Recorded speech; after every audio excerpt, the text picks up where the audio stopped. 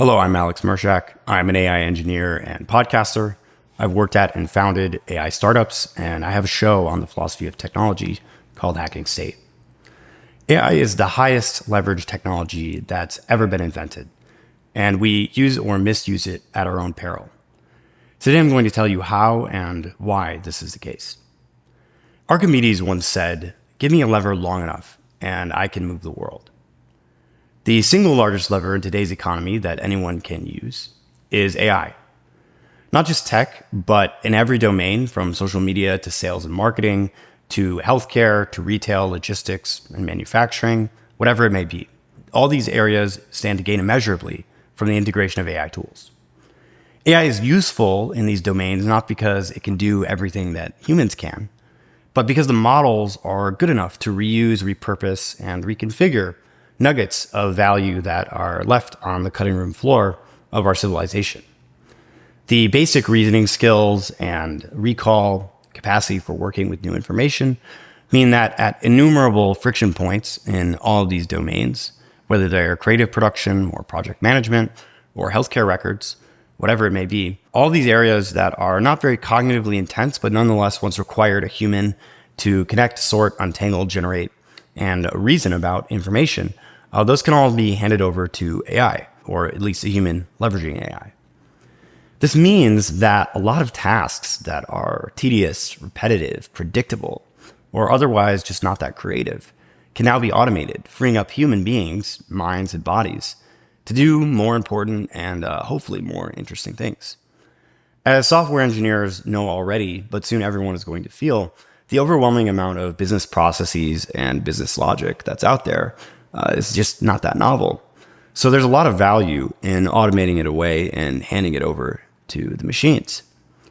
Those who recognize this moment of extreme leverage and begun to take advantage of it are already building out and automating systems to replicate themselves many times over. The upside of this on social media, of course, is the proliferation of what we call slop. AI-generated content is now everywhere and will continue to flood the zone as long as the algorithms keep rewarding it. Enough humans seem to either not mind AI-generated content or are just totally unaware of it that I don't see that changing anytime soon. As with other domains, much of what it does is repurpose and reintegrate existing content, which is good, but it also allows for our emotional and dopaminergic systems to be hijacked to no end. Social media has always had this problem, but now the deluge of content that can be automatically produced will soon outweigh the amount anyone could possibly consume in a lifetime by orders of magnitude it may already have. When Martin Heidegger wrote about modern technology in his essay on the question concerning technology, he described its essence as a challenging force to nature. That is, it takes nature and it reorders its energy and materials in a way that creates a standing reserve to be stored, distributed, and repurposed at will. In a Heideggerian sense, AI is the consummate modern technology because it organizes, distributes, and leverages everything else: energy, capital, machines, knowledge, human attention, to ambiguous ends. The logic of this challenge to nature is what Heidegger called Gestalt, or enframing. Gestell, rather, or enframing. It's a way of understanding the world that frames everything, even human nature and human beings, as calculable, exploitable reserves. The danger in this logic is that the other ways of seeing the world, what he called revealing, less utilitarian ways, or aletheia, become lost to us as we misunderstand our own degrees of freedom by falling into thinking and interfacing with the world only in these terms, including each other. You can see in the proliferation of slop and the intrusion of AI into everything this same danger. There's this fear that where AI comes into processes, business processes, but especially creative processes, that they lose their soul, that that little bit of human spark and ingenuity and incongruence and imperfection gets replaced by something premeditated, digested, and regular by the next token. And what if the whole world becomes like this?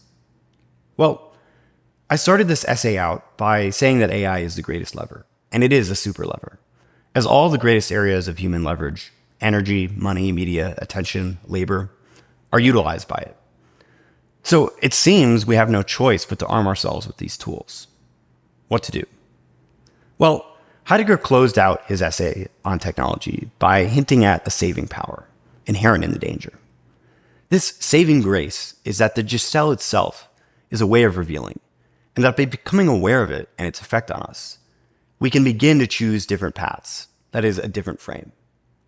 We can leverage AI where it makes sense, where the human animal does not want to dwell for very long, and with enough awareness, we can take charge and exert agency in those domains and relationships that are more meaningful to us. If we manage this, we may just get our abundance and our humanity too. You can watch my Heidegger video on the question concerning technology for a more in-depth explanation. You can also check out my podcast, Hacking State, for long-form interviews related to technology, philosophy of technology, and political technology. And you can subscribe for more videos like this one. Thank you for watching.